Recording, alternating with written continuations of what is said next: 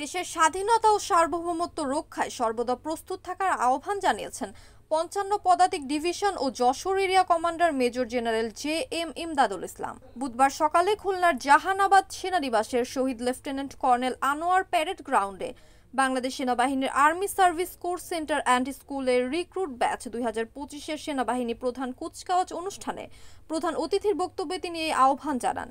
Major general Imdadul ইসলাম নবীন সৈনিকদের উদ্দেশ্যে বলেন, দেশের প্রয়োজনে অর্পিত দায়িত্ব সর্বোচ্চ নিষ্ঠা ও পেশাদারিত্বের সঙ্গে পালন করতে হবে। পরে তিনি কুচকাওয়াজ পরিদর্শন ও সালাম গ্রহণ করেন। এবারের ব্যাচে ৬০৬ জন নবীন সৈনিক শপথ গ্রহণ করেন। প্রশিক্ষণে কৃতিত্বের জন্য প্রথম মোহাম্মদ সোলাইমান মৃধা দ্বিতীয় এবং মোহাম্মদ শামীম হোসেন তৃতীয় স্থান অধিকার করেন।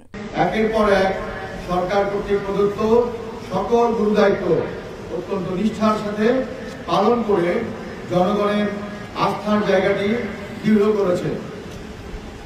দেশের জনগণের নিকট আমাদের রয়েছে অনেক দায়বদ্ধতা, তাই স্বাধীনতা ও সার্বভৌমত্ব রক্ষার্থে ভূমিকা পালনের পাশাপাশি আপামর জনগণের যে কোনো প্রয়োজনে তাদের পাশে দাঁড়ানো আজ থেকে তোমাদের অপরিহার্য কর্তব্য। আমার দৃঢ় বিশ্বাস তোমরা তোমাদের কর্তব্য পালনে কখনো পিছপা হবে না।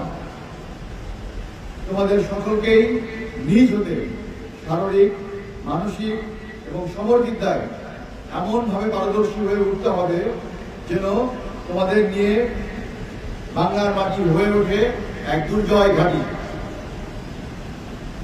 তোমরা এ পর্যন্ত যে প্রশিক্ষণ গ্রহণ করেছ তা ছিল সৈনিক জীবনে পদার্পণ করার জন্য মৌলিক প্রশিক্ষণ মাত্র।